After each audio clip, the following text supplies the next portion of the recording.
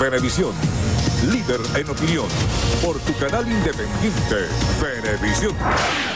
Amigos, tal como lo anunciamos aquí en Entrevista Venevisión, estamos listos para nuestra conversación con Eduardo Fernández, el presidente del Instituto de Políticas Públicas IFEDEC. Gracias por estar con nosotros. Muchísimas gracias por la invitación, muy complacido de estar aquí una vez más. Vamos a comenzar por la fecha tan importante que tenemos mañana, 23 de enero, 61 años después. Para el día de mañana, tanto gobierno como oposición están convocando actividades de calle. Yo quisiera preguntarle qué deberíamos esperar los venezolanos que ocurriera mañana en la calle, pero también el significado de esta fecha justamente en el momento histórico actual. La oposición ha venido convocando unos cabildos abiertos y enseguida en reacción el gobierno nacional también convocó a unos cabildos bolivarianos para el reconocimiento de Nicolás Maduro como presidente de la República. ¿Cómo lee usted este nuevo 23 de enero? Primero un comentario sobre el que ocurrió hace 61 años. Tuvo un gran éxito ese acontecimiento porque el país estaba unido. Era toda la nación venezolana que pedía dos cosas: la salida de la dictadura militar y su sustitución por una democracia. Esa fecha que estamos conmemorando hoy, mañana será el aniversario, 61 años, tuvo éxito, entre otras cosas, porque hubo una gran unidad en la conducción política del proceso. Y yo quisiera destacar 4 nombres de 4 dirigentes importantes que contribuyeron al éxito del 23 de enero de 1958. Rómulo Betancourt, Rafael Caldera, Jovito Villalba y Pompeyo Márquez. Los 3 primeros después suscribieron el Pacto de Punto Fijo que le dio a Venezuela 40 años de estabilidad democrática. Me atrevo a repetir algo que he dicho muchas veces: los mejores años de la vida de Venezuela como nación independiente.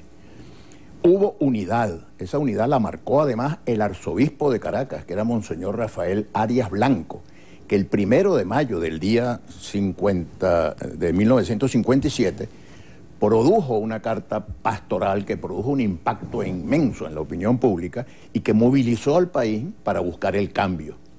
Después los estudiantes, por cierto, yo era en ese momento estudiante de educación media, terminando la educación media, el 21 de noviembre nos pronunciamos también en contra de la dictadura y a favor de la democracia. Teníamos claro a favor de qué estábamos luchando y en contra de qué estábamos luchando. Y luego vinieron pues muchas manifestaciones. El gobierno cometió una torpeza enorme, que fue que impidió que se celebraran las elecciones que tenían que celebrarse en diciembre del año 57. Contrasto con este 23 de enero. Mañana está convocada una manifestación de mucha gente que tenemos muchos motivos para protestar. Los venezolanos estamos indignados con la situación que estamos viviendo como consecuencia de las políticas equivocadas de este gobierno. Vamos a protestar porque estamos indignados, porque no tenemos ninguna explicación de por qué está tan mal nuestro país y queremos cambiar al país. Y vamos además a poner en evidencia una vez más que la inmensa mayoría de los venezolanos queremos un cambio de gobierno y que queremos que ese cambio sea un cambio democrático, un cambio pacífico, un cambio electoral, un cambio constitucional y ojalá que sea un cambio consensuado. Vamos a seguir avanzando porque el tiempo apremia. El Tribunal Supremo de Justicia, a través de sentencia, declaró nula a la actual directiva de la Asamblea Nacional y también sus actuaciones. ¿Qué significa o qué implica el hecho de que sea nulo, por ejemplo, esta propuesta de ley de amnistía para civiles y militares, la propuesta de aceptar la ayuda humanitaria, anular también esa declaratoria de usurpación de cargo de Nicolás Maduro como presidente de la República y la solicitud que hicieron los diputados sobre el congelamiento de activos del Estado? Mira, son así como demasiados temas, pero hay un tema que los abarca todos, que es la crisis nacional. Esta crisis es tan grave que obliga al liderazgo político a buscar alguna manera de resolverla, y especialmente la responsabilidad fundamental la tiene el gobierno. Primero porque es gobierno, y segundo porque es el causante de la situación que estamos padeciendo. De modo que hay que buscar maneras de resolver la crisis nacional, La decisión del Tribunal Supremo de Justicia de ayer no contribuye en nada a crear el clima que permita resolver esta situación. El señor Juan Guaidó fue elegido por sus pares, por los miembros de la Asamblea Nacional, presidente de la Asamblea Nacional, y por cierto, permítanme decir que creo que lo está haciendo muy bien y que ha dado declaraciones muy equilibradas. De modo que yo creo que esa decisión no ayuda a la construcción de un clima que permita resolver la crisis venezolana, porque el problema no es constitucional. La parte constitucional hay que tenerla muy en cuenta, la parte jurídica, todo, pero es básicamente un problema político. Señores dirigentes políticos del gobierno, también de la oposición, señores dirigentes del país, tenemos que resolver la crisis nacional porque es mucho el sufrimiento que está pasando la gente venezolana. Hambre, desesperación, miseria, pobreza, inseguridad, deterioro de los servicios públicos, no hay agua, no hay electricidad. Esto tiene que cambiar, esto no aguanta más. Y yo quisiera aprovechar esta conversación con usted, Elidio, para decirle al gobierno, ojalá que tomen en cuenta esto. Señores del gobierno, ustedes ni que quieran pueden resolver esta situación. Ustedes tienen que buscar una solución que suponga un nuevo gobierno a la mayor brevedad posible y de la manera menos traumática posible, que no haya violencia, que no haya sangre, sino que todos los venezolanos nos pongamos de acuerdo para hacer un cambio electoral, democrático, constitucional, civilizado, que se respeten los espacios políticos de todo el que tenga un espacio político, pero que los venezolanos podamos comer completo, que el país pueda tener sus servicios públicos funcionando, que podamos recuperar un clima de paz, de convivencia, de armonía y que el país salga adelante con éxito. Felicita usted al diputado Guaidó. ¿Usted considera que él debería jurar como presidente? ¿Usted lo ve como un presidente interino como lo ven algunos presidentes? Creo que el presidente de la Asamblea Nacional, Juan Guaidó, es eso, el presidente de la Asamblea Nacional, y ha actuado con mucha prudencia y con mucha discreción para no incurrir en ninguna conducta que pueda ser cuestionable. Lo está haciendo muy bien, y lo que interesa es que se produzca un cambio en el país en los términos más próximos y más cercanos al texto de la Constitución Nacional. De una manera pacífica, repito, ojalá que Venezuela no tenga que pagar el precio que han tenido que pagar otros países de miles de muertos, de mucha violencia. Ojalá podamos resolver esta crisis de una manera civilizada. Y repito, este gobierno, aunque quisiera, ¿por qué? Porque para resolver la situación económica venezolana se necesita tener el apoyo de los organismos financieros internacionales. Sin el apoyo de los organismos financieros internacionales es muy difícil salir de esto. Y ese apoyo no va a venir si no hay confianza. Y con este gobierno no hay confianza porque las políticas económicas de este gobierno han hecho que se pierda la confianza en el gobierno. Quiero pedirle una aclaratoria. Usted y también Claudio Fermín han sido criticados por supuestamente reconocer y considerar a Nicolás Maduro como presidente de la República. ¿Es así? ¿Usted lo reconoce? Mire, ¿No es? ¿Estaría equivocada parte de la comunidad internacional que no reconoce el 20 de mayo? Yo lo que he hecho es decir, cuando llegó el año electoral que estaba previsto en la Constitución Nacional, que el año 2018 era año de elecciones. La Constitución dice el último año del periodo constitucional hay que hacer elecciones.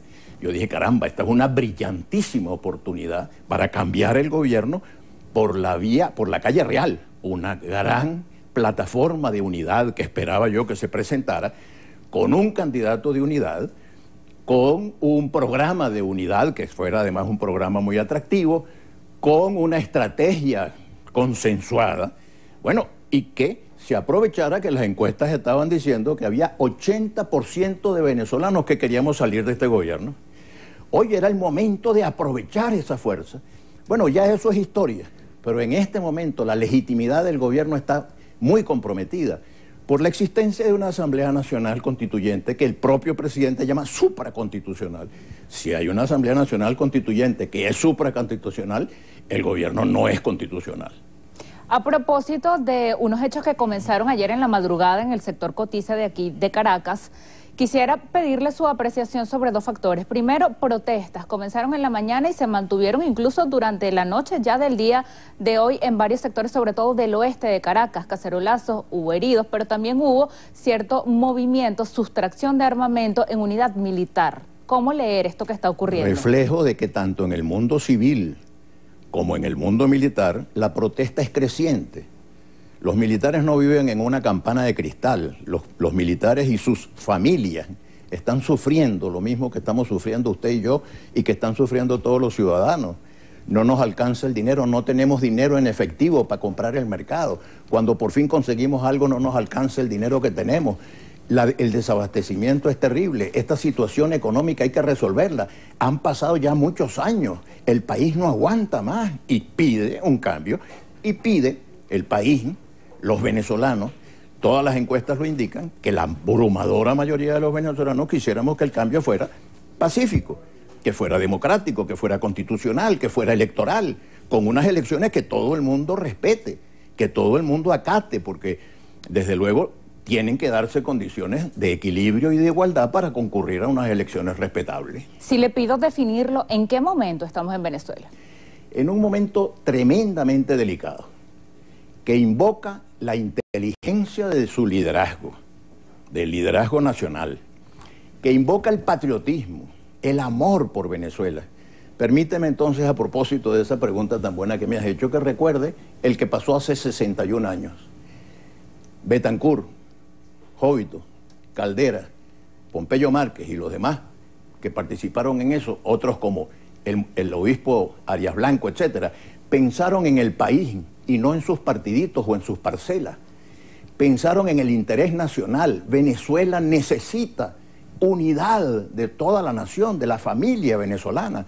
Venezuela necesita construir una democracia moderna donde se respeten los derechos humanos, donde haya respeto al Estado de Derecho. Venezuela necesita que podamos convivir los venezolanos civilizadamente.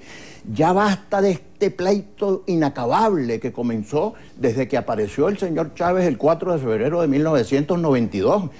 Y si de algo me siento orgulloso, a lo mejor tú no habías nacido, seguramente no habías nacido todavía, pero el 4 de febrero de 1992 yo vine a esta casa en la madrugada a decir, señores, esto es un disparate. Unos señores que pretendieron asaltar el poder público en Venezuela porque tenían unos cañones y unos fusiles. Desde entonces comenzó esta desgracia. Me siento muy orgulloso de haber sido tal vez el primer venezolano que llamó la atención del país para decirle, cuidado con estos locos. Bueno, tenemos 20 años sufriendo esta situación, vamos a ver si salimos de esto. Doctor Fernández, queda poco tiempo, es quizá un poco anecdótico, pero yo quisiera pedirle un comentario a raíz de las críticas que ocasionó el hecho de que usted diera un agradecimiento público al SAIME por haberle dado la prórroga del pasaporte, ya que algunas personas, políticos inclusive, consideraron que ese gesto pudo ser interpretado como una burla o una ofensa a las personas que pasan horas, días esperando por un trámite de identificación. Te cuento, Lilia. María Isabel y yo tenemos nuestro pasaporte que se está venciendo. Nos metimos en internet y solicitamos nuestro pasaporte. Eso lo hicimos en octubre, noviembre del año pasado. 3 meses después nos llega una respuesta diciendo que nuestro pasaporte, la renovación del pasaporte, está en la oficina del instituto ese, ¿cómo se llama? El Servicio de Administración y Extranjería, el SAIME. El SAIME. El SAIME. En la Plaza Miranda, en la Avenida Baral. Fuimos como cualquier ciudadano, nos atendieron muy bien. Bueno, sí, en efecto, aquí está, sus pasaportes han sido renovados. Venga a la taquilla, cancele lo que tenga que cancelar y le entregamos su pasaporte. En eso se acerca una muchacha muy agradable, muy bonita y nos entrevista.